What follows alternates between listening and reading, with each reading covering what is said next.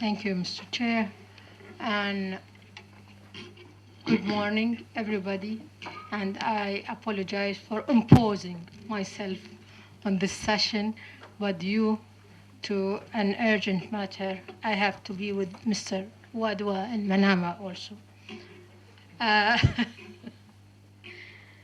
well, I'm going to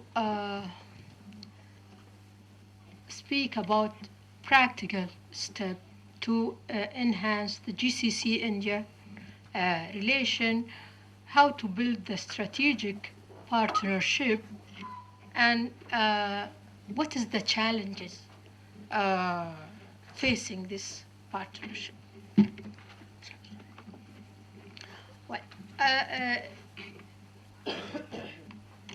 GCC-Indian relations have rapidly evolved over the past century for further development of economic, political, and security relation between the two sides that go beyond traditional oil and gas trade ties with the aim of establishing a strategic partnership between the Gulf region and India.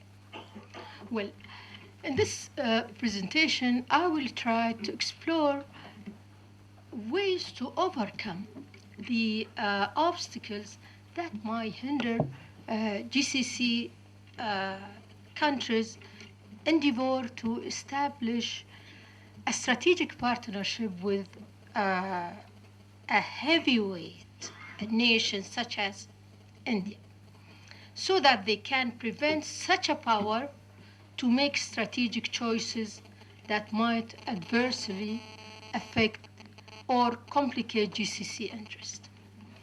Well, the first thing I'm going to talk about the motives for enhancing GCC-Indian strategic partnership.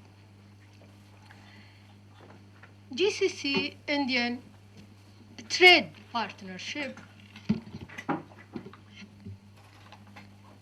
the overlapping security concern between Gulf region and South Asia, and the declining influence of religion and ideology as the key determinant of the GCC-Indian relation have all become strong rationale for further developing the strategic partnership between the two sides.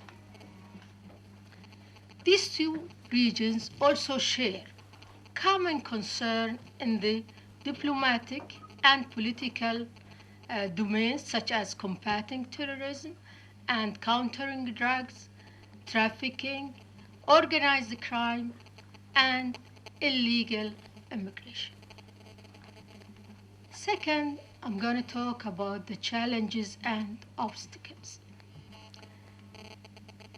Well, now, despite the strong rationale for the developing the strategic partnership between the two sides, there are still some challenges and obstacles that hinder building the expanding such partnership.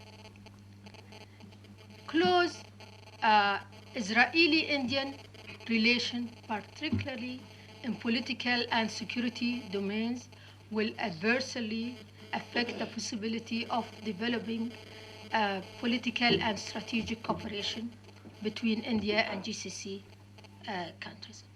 Moreover, the growing relation between India and Iran and the delayed signing of the free trade agreement between the two sides are among the prominent examples of challenges that face this relation. And by the way, these we have discussed when we came here preparing for the Arab-India Forum, which is going to take its place in Manama in coming days. These challenges also an obstacle we have discussed with Mr. Wadwa and Minister of Foreign Affairs and other officials, also with Vice President. Now, third, what is the choices and alternative policies? I'm going to talk about some proposed choices and alternative policies that can be pursued to develop GCC-Indian relation and build strategic partnership between the two sides. And each of these choices has advantage and disadvantage. First, to establish a higher council for GCC-Indian affairs, as the membership of this council should include all GCC states and India. All countries should be represented at the level of a president or head of state. The primary mission of this council to address all aspects of cooperation between the two sides and overcome common challenges. Now, the advantage of this choice is that this alternative would enable both sides to develop new cooperative policies and build an institution-to-institution strategic partnership at the highest level of political leadership, which would give them a push for developing bilateral relations. The disadvantage of this choice is that the rapprochement between two sides in such manner would adversely affect GCC relation with other parties such as Pakistan. Moreover, such alternative policy would require more deliberation between the two sides in order to create an institutional rather than a nominal entity. Now, the second choice is to develop relation with India to the extent that enable GCC countries to play an intermediary role between India and Pakistan to help resolve controversial issues between the two countries. India, on its part, can also play the role of the middleman between GCC and Iran. The advantage of this choice is that this alternative reduced the chance of a direct military confrontation in West Asia region, either between India and Pakistan or between GCC countries and Iran. Should any of these confrontations happen, it will negatively affect the economic interests of both sides, eventually lead more to ideological and doctrinal tension and cause further damage to the collective security in the region. Now, the disadvantage of this choice that potential conflict of interest would make it hard for both sides to coordinate political stance or successfully play intermediary roles.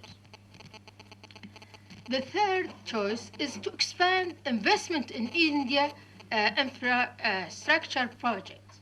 India infrastructure sector is facing many challenges, which is perceived as a main obstacle to development and the flow of foreign investment into the country. Now, the advantage of this choice is that this alternative policy would improve India's infrastructure sector and offer GCC countries better investment opportunity in the country, as the GCC investment project would significantly increase there. The disadvantage is that this alternative would require more money and longer period of time. As a result, would materialize on the long run rather than on the short or medium term. After these choices, I will put some recommendation for GCC to adopt from my perspective, the first and second alternative in order to build a strategic partnership with India and encounter a common challenges through establishing a council for developing bilateral relations, coordinating political stands, and playing intermediary roles to resolve crises and disputes that might arise with the strategic rivals for both sides. The two alternatives are recommended for the following reason.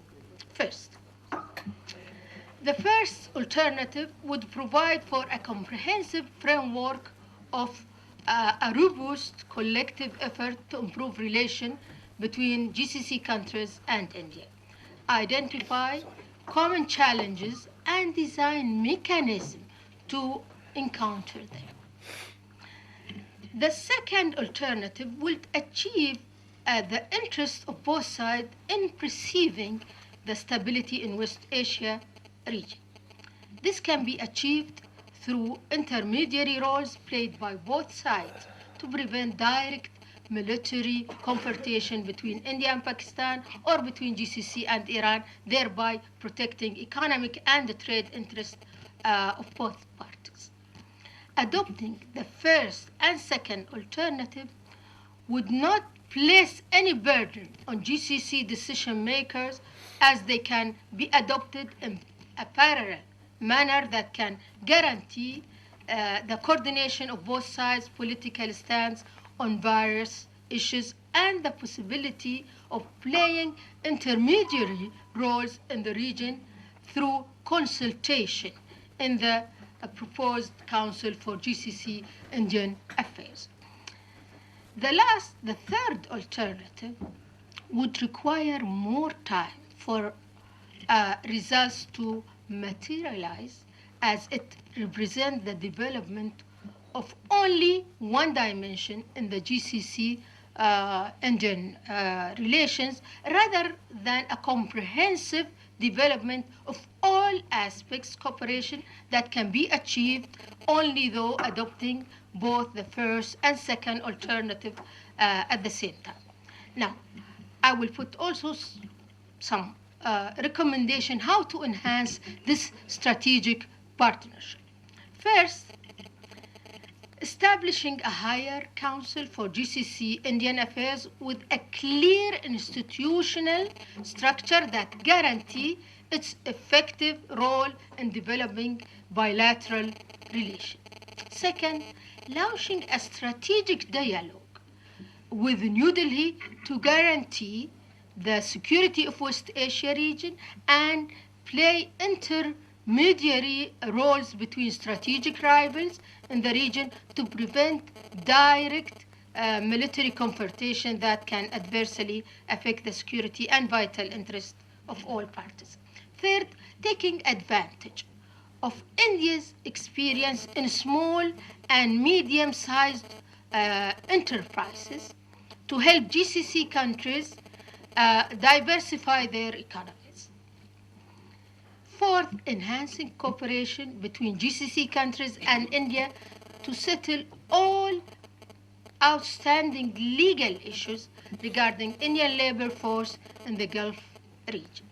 Fifth, expediting the signing of the free trade agreement between the two sides would push for better trade ties and remove all existing custom barriers. Sixth, enhancing cooperation in health and medical sector and making investment in these key areas. A higher committee on food security must be formed, given the significance of this issue to both sides, and investment in the agriculture sector must be expanded. Seventh, establishing a higher council for energy for launching an annual dialogue for cooperation in the field of energy between GCC countries and India.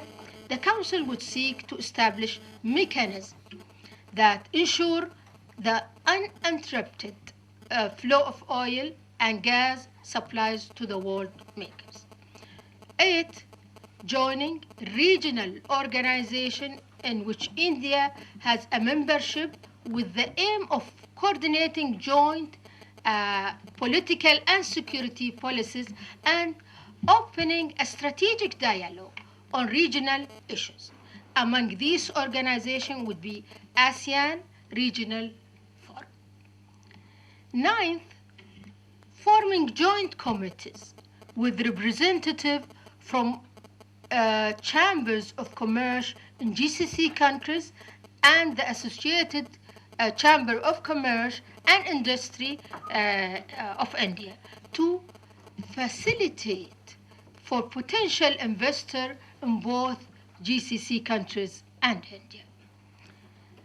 10th and last, paying special attention and academic exchange program and think tank, transfer of knowledge and IT expertise, research, and academic cooperation through establishing joint think tank, universities, and institutes. Thank you very much, and sorry for the interruption.